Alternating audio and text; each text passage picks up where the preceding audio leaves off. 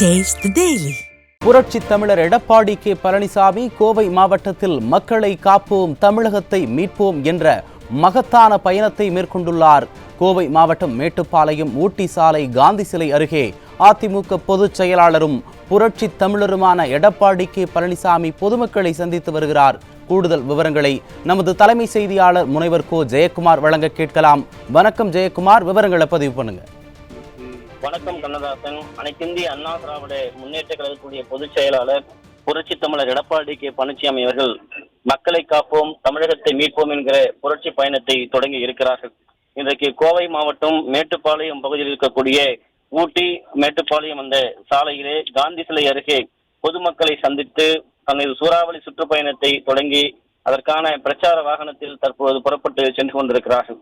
மேட்டுப்பாளையம் பகுதி முழுவதுமாக அவரை வரவேற்பதற்காக பல்லாயிரக்கணக்கான தொண்டர்கள் குழுமை இருக்கிறார்கள். அனைத்திந்திய அண்ணா திராவிட முன்னேற்ற கழகத்தினுடைய பொதுச் செயலாளர் புரட்சி தமிழர் எடப்பாடி கே பழனிசாமி அவர்களை வரவேற்பதற்காக குவிந்திருக்கக்கூடிய அந்த மக்களை பார்த்து இன்றைக்கு ஆளுகிற திமுக அரசு எப்படியெல்லாம் தமிழக மக்களுக்கு துரோகங்களை இழைத்திருக்கிறது, எப்படியெல்லாம் துரோகங்கள் இழைக்கப்பட்டிருக்கிறது, எப்படியெல்லாம் தமிழகத்தை சட்டம் ஒழுங்கு சீர்குலைந்திருக்கிறது, எப்படியெல்லாம் மக்கள் பாதுகாப்பற்ற சூழ்நிலையில் இருக்கிறார்கள், பாலியல் வன்கொடுமை வெறியாட்டம் ஒருபுறம், கூட்டு பாலியல் வன்கொடுமை வெறியாட்டம் ஒருபுறம், கோவை மாவட்டத்தை பொறுத்தளவிற்கு ஒரு தலைமை காவலரை வெட்டிவிட்டு அவருடைய மனைவி கழுத்தில் இருந்த சங்கிலியை அறுத்து செல்கிற அவல நிலையில் அந்த குற்றவாளிகளை சிசிடிவி காட்சிகள் இருந்தும் பிடிக்க முடியாத ஒரு துயரம்.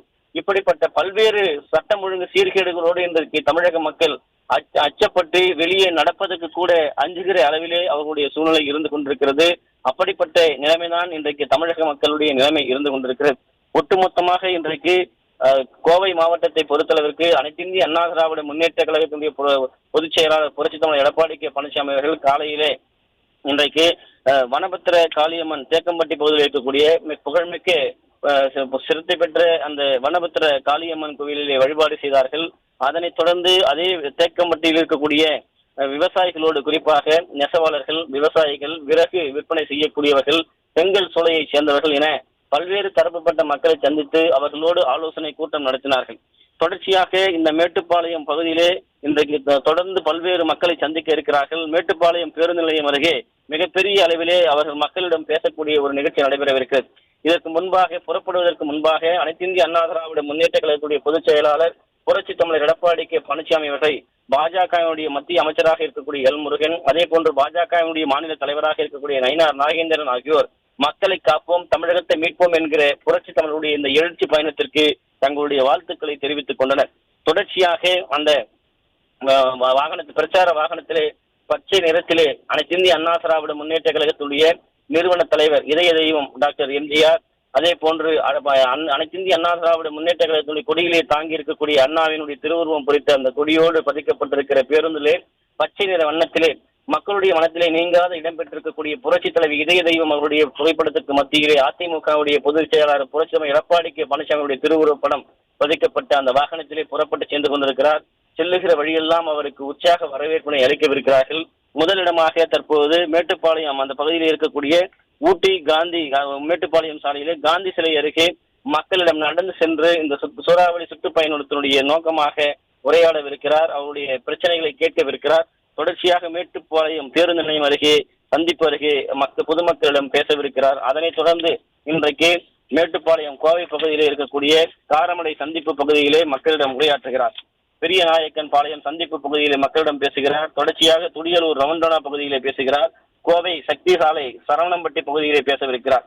இரவு சரியாக 9 மணிக்கு மேலாக 9:30 மணி அளவிலே கோவை அந்த பகுதியிலே இந்த கோவை சக்தி சாலையில் சரவணம்பட்ட பகுதியில் இருக்கக்கூடிய மக்கள் மத்தியில் உரையாற்றிய பிறகு இன்றைக்கு அவருடைய சூறாவளி சுற்றுப்பயணத்தினுடைய முதல் நாள் சுற்றுப்பயணத்தை நிறைவு செய்கிறார்.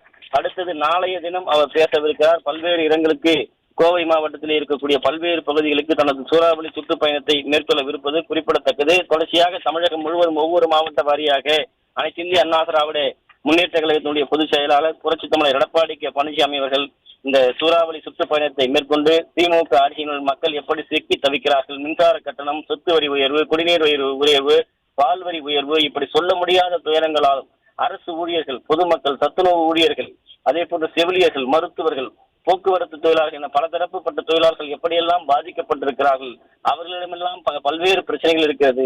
அவர்கள் போராடி வருகிறார்கள். திமுக அரசுக்கு எதிராக தொடர்ந்து போராட்டங்களை முன்னெடுத்து வருகிறார்கள். அவர்களுக்காக அவர்களை சந்தித்து அவர்கள் குறைகளை கேட்கவிருப்பது குறிப்பிடத்தக்கது. விரிவான விவரங்களை வழங்கியமைக்கு நன்றி ஜெயக்குமார்.